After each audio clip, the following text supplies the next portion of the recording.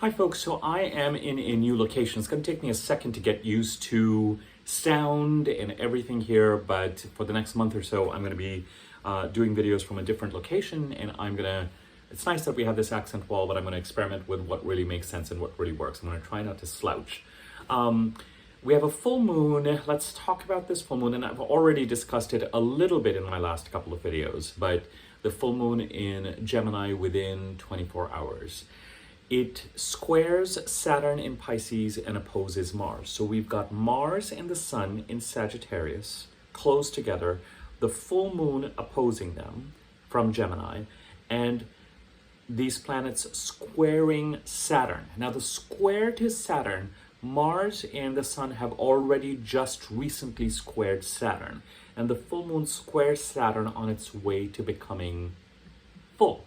So it is technically a separating transit, but it's not one we can ignore, because with the full moon, I like to look at transits that are happening or aspects that are happening on the way to the moon becoming full, because it affects the full moon. It's one of the few instances where I am happy to look at a separating transit and give it a certain amount of weight. Otherwise, I tend to look at approaching transits more closely. But here's the deal.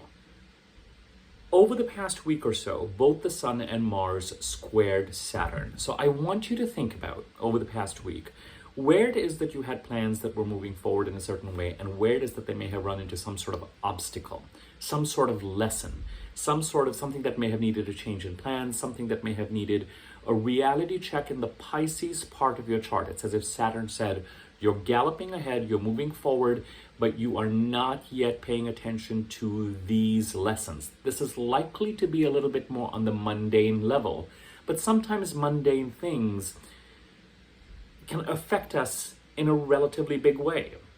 So it could be that we were going about our business, whatever we're talking about the Sun and the Mars. We're not talking about Jupiter or Pluto, or we're not talking about Uranus squaring Saturn. We're talking about the Sun and the Mars moving along in their plans, entering Sagittarius, ready to gallop into Sagittarius, and all of a sudden Saturn comes and says, just a second, here are some roadblocks. And within these roadblocks, there are some lessons that need to be factored in and learned. And the lessons would have to do with becoming more responsible in the sign of Pisces, where Saturn is till the end of 2025. And as a reminder, in the sign of Pisces, we've had some sort of crisis brewing that reached some sort of a peak maybe in 2014, 15, 16. And frankly, the Pisces part of the chart has not really experienced much of a break. And now we have Saturn in Pisces, and next year the North Node will move into Pisces. And, that's going to be its own, once Saturn leaves, and once the North Node leaves, and once Neptune leaves, we will, at least certain issues related to the Pisces part of the chart will be settled, for better or for worse. And Saturn will try to leave us with a relatively strong foundation, although expect that the Pisces part of your chart is going to require greater responsibility, greater diligence. And that, to some extent, is part of the overall lesson and message of this full moon. It is a full moon, it is not an eclipse.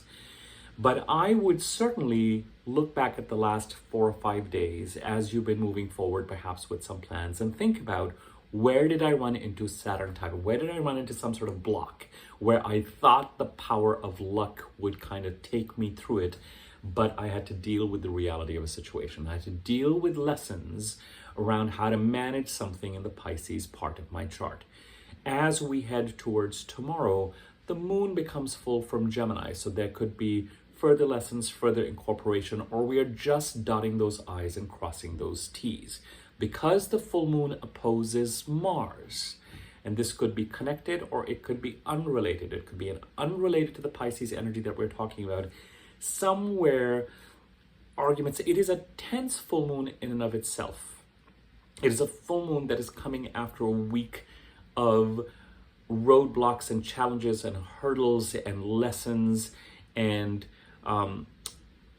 with Saturn involved, our butt hitting the ground a certain amount. So even a planet like Mars that is taking considered action right now by being so close to the Sun and wanting to move, experienced a kind of a stop for a second, here's a problem and here's a lesson associated with that problem. You can't just go past this. You've got to factor it in. And more importantly, there's an overarching and overlying lesson that says, no matter what your plans and how you're moving forward to, Saturn in Pisces says, I am still here and I still need to be a significant priority as you move forward.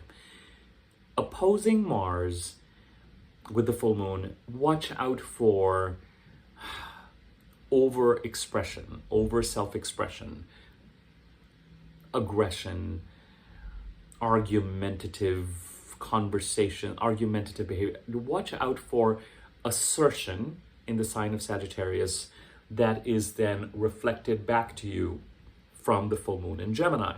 So depending on where Sagittarius sits in your chart, there may be this sense of, all right, this is where the party's happening. This is where we're moving forward. I'm feeling really good. This is why I really feel comfortable expressing myself and being a little bit direct and being a little Mars-like, being archetypally masculine, being not only pursuing my goals, and it's still relatively considered, it's still relatively polite, but here's where I'm feeling really good and kind of unfettered and easy to be self-expressed. And even if I am challenged, happy to get into some sort of argument. But with the full moon in Gemini, there's going to be it could be if there's someone else other than you sitting in the part of the chart that is Gemini, it could be that they reflect back to you the consequences of getting a little bit, the pot coming to the boil.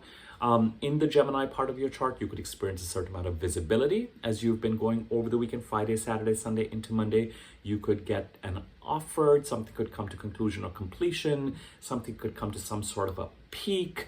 It could be a minor milestone of some kind, or there could just be a lot of energy and a lot of activity and a feeling overwhelmed and feeling kind of emotionally easily reactive and taking things in intuitively. We're talking about the moon.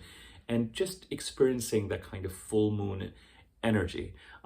It's in Gemini, archetypally, conversations and interactions and transactions, etc., are somehow, part of the Gemini energy and equation, and that may affect you or not. A lot depends on where this full moon is happening in your chart and what aspects it is making. As I mentioned to you, in my own chart, while the full moon generally is squaring Neptune and opposing Mars, which are tense aspects, it is also, in my case, trining Pluto and trining Jupiter. So it'll be really interesting to see. It's already been interesting to see just how, where those trines are taking place. But there are two messages with this full moon. One, there's an element of caution, which is if you find yourself getting carried away in a Mars, in a kind of masculine-like manner in the Sagittarius part of your chart or in any part of the chart where expression is unfettered and assertion is probably the best word, where there's a certain amount of assertive energy being displayed, you may get something reflected back to you, either by a party sitting in the Gemini part of the chart, or whatever interaction is going on, or the quality of interactions going on in the Gemini part of the chart that makes you pause or take a lesson. Or if you've really gotten carried away, you may get some feedback around that, either to someone else's sensitivity, someone else's emotion, or things could just get somewhat heated.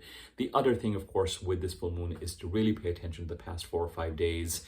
Think about how Sun and Mars in Sagittarius were checked and squared by Saturn, and what in the Pisces part of your chart needs to be, however it is that you jumped over these hurdles and roadblocks.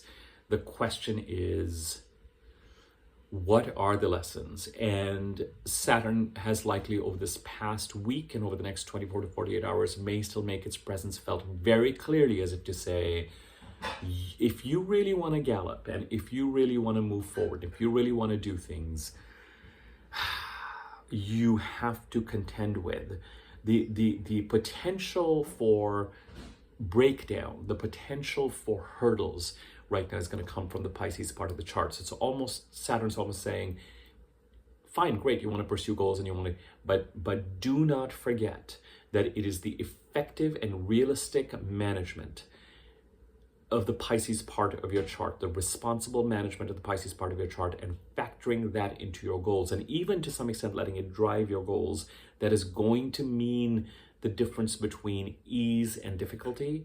a clear path and roadblocks, and in certain cases, being able to meet and pursue your goals, or running up against roadblocks that are significant enough where Saturn says, I'm just stopping all activity, through 2025 until you deal with and fix the crisis in the Pisces part of your chart.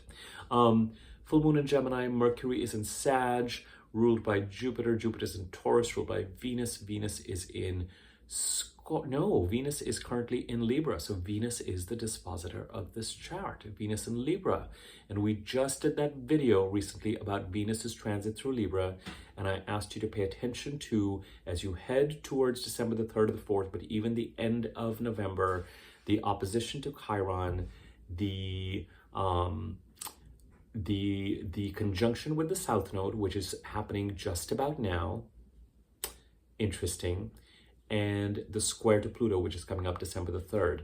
I'm not gonna regurgitate that video here, but do take a look at that video, because that also, as this last week has gone on, it could be 3 or 4 things. It could be 3 different things happening around the time of this full moon. The crisis in the Pisces part of the chart, the visibility or escalation of energies in the Gemini part of the chart, and Venus conjuncting the South Node. And what needs to be released in that Libra part of your chart that came up for you in October as well. And I'll let you take a look at that video. I'll place a link to this once I'm done uploading this. Okay, if you found it useful, share, subscribe to the YouTube channel, click on the bell icon, the wiggly bell on top, and I will see you for my next video. Feel free to like and comment on the video as well. Take care.